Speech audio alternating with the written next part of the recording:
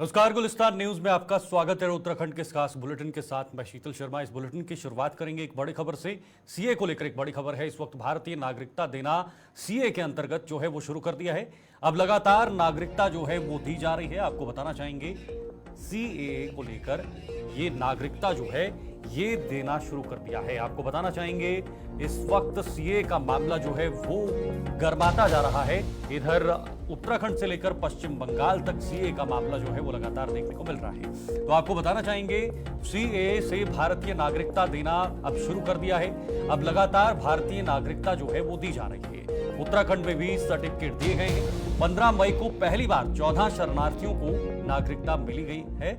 CA के अंतर्गत शाह ने शरणार्थियों को नागरिकता मिलने पर खुशी भी जताई थी। लेकिन इधर दूसरी तरफ अब बंगाल के अंदर कहीं ना कहीं सीए को लेकर सवाल भी खड़े हो रहे हैं, क्योंकि जिस तरह से सरकार ने सीए पर एक बड़ा फैसला लिया था, उसके बाद बंगाल की मुख्यमंत्री ममता बनर्जी ने सीए को जो है वो किनारा किया था।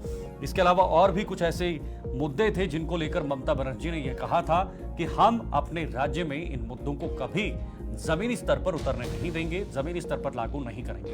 तो फिलहाल सीए एक देश का बड़ा मामला, एक देश का बड़ा मुद्दा है। पिछले कुछ दिनों में इस पर जो है वो कहीं ना कहीं नागरिकता देना भी अब शुरू कर दिया है। धनराज गर्ग हमारे साथ फिलहाल जुड़ चुके हैं। धनराज, सीए को लेकर ये बहुत बड़ी जानकारी है और अब कहीं ना कहीं नागरिकता देना भी शुरू कर दिया है। बिल्कुल, देखिए जिस तरीके से सीएए को लेकर बड़ा अपडेट अब सामने आया है कि जो नागरिकता है वो शरणार्थियों को देने की शुरुआत हो चुकी है, क्योंकि आपने देखा होगा कि 15 मई को भी 14 लोगों को नागरिकता दी गई थी। और इसी के साथ अब उत्तराखंड में भी इस तरह का जो कहा जाए कि जो शरणार्थी हैं उनको नागरिकता देने का काम शुरू कर दिया गया है, क्योंकि मुख्यमंत्री पुष्कर धामी के हो या फिर केंद्र सरकार हो, लगातार कहीं ना कहीं सीए को लेकर सख्त नजर होती हुई नजर आ रही थी। क्योंकि लगातार आप देख रहे होंगे कि सीए को लेकर कितना जो हंगामा था वो पूरे देश के अंदर भी देखने को मिला था। लेकिन अब जब सीए का पूरा प्रारूप तैयार हो गया है, तो अब जो नागरिकता है वो देने का काम शुरू कर दिया गया है। और उत्तराखंड में भी सीए को जो नागरिकता है वो दी गई है, जिससे कहीं ना कहीं खुशी का माहौल जरूर देखने को मिल रहा है। जी बिल्कुल धनराज, देखिए सीए को लेकर कहीं ना कहीं कुछ समुदाय में जरूर भ्रम था या डर था इस चीज को लेकर।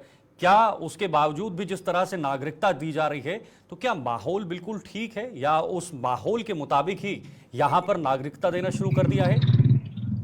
बिल्कुल शीतल, देखिए जिस तरीके से सीए को लेकर शुरुआती दौर में आपने देखा होगा कि जब सीए की बात की जा रही थी तो कहीं ना कहीं विरोध भी देखने को मिल रहा था और लगातार जो माहौल है वो खराब होता हुआ नजर आ रहा था। लेकिन अभी की यदि हम बात करें तो कहीं ना कहीं माहौल बिल्कुल सही है और बिल्कुल जो नागरिकता है वो लोगों को दी जा रही है, शरणार्थियों को दी जा रही है। तो इससे कहीं ना कहीं अब जो शरणार्थी हैं वो भारत के निवासी हो सकते हैं और उनको नागरिकता भारत की दी जा रही है। तो इससे कहीं ना कहीं खुशी का माहौल जरूर उन लोगों के अंदर है जो अब शरणार्थी जो यहाँ पर बसे हुए हैं, उनको एक तरीके से कहा जाए कि सर्टिफिकेट भी यहाँ पर सीए के दिए जा रहे हैं। तो इससे कहीं ना कहीं अब जो माहौल की यदि हम बात करें तो वो माहौल बिल्कुल सही है। उत्तराखंड के अंदर कोई भी इस तरह का माहौल नहीं है कि कहीं पर लड़ाई झगड़ा हो या कुछ डर हो, ऐसा कोई उत्तराखंड के अंदर बनता हुआ नहीं नजर आ रहा है। हालांकि पुलिस प्रशासन पहले से भी कहीं ना कहीं मुस्तैद था और अभी भी मुस्तैद है और लगातार जो इस तरह के लोग हैं जो हंगामा करते हैं उन पर भी नजर रखी जा रही है। ठीक है, तो आगे क्या कुछ प्लान रहेगा अभी सरकार का? किस तरह से और जो सर्टिफिकेट्स हैं वो सीए के अंतर्गत वितरित किए जाएंगे लोगों के बीच?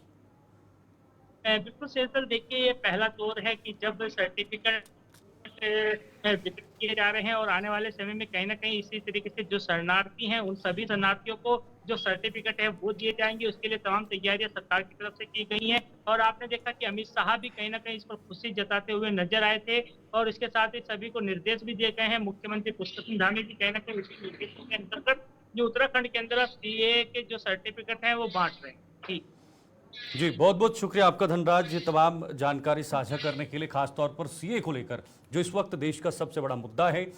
और फिलहाल उत्तराखंड के अंदर इस सीए के तहत जो है वो नागरिकता देना शुरू कर दिया है। जो शरणार्थी हैं उनको सर्टिफिकेट्स दिए गए हैं और आने वाले समय में और भी इसी तरह से जो है वो सरकार उत्तराखंड के अंदर काम करती रहेगी।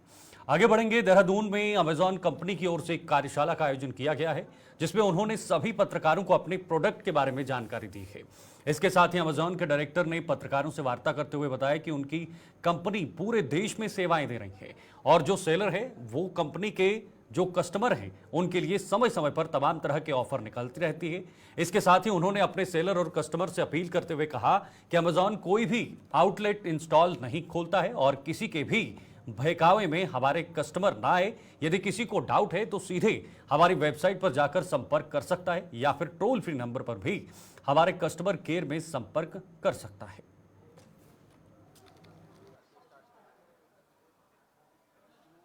एक चीज़ तो मैं क्लैरिफाई करूंगा कि काफ़ी चीज़ें हैं जो उत्तराखंड में लोकली बनती है। अभी जैसे हैंडीक्राफ्ट, आर्ट, ये सब की चीज़ें मैं बात किया, लेकिन एक कंटिन्यूस प्रोसेस है। ये एक दिन का काम नहीं है, ये हर रोज़ होता है। अभी जैसे मैंने आपको बताया 15,000 से ज़्यादा सेलर ऑलरेडी हमारे साथ जुड़ चुके हैं और हमारी टीम्स कॉन्स्टेंटली टच में है। हम नए नए सेलर्स रोज़ लॉन्च करते हैं। और आपसे भी मैं दरख्वास्त करूँगा कि अगर आपके पास कोई आते हैं जो अमेज़ॉन पे बेचना चाहते हैं तो आप प्लीज़ हमारे सेलर सपोर्ट टीम की तरफ उनको डाइवर्ट कीजिएगा ताकि हम उनको लॉन्च कर सकें और उनको पूरे कंट्री में अपना चीज़ें बेचने के लिए मौका क्रिएट कर सकें।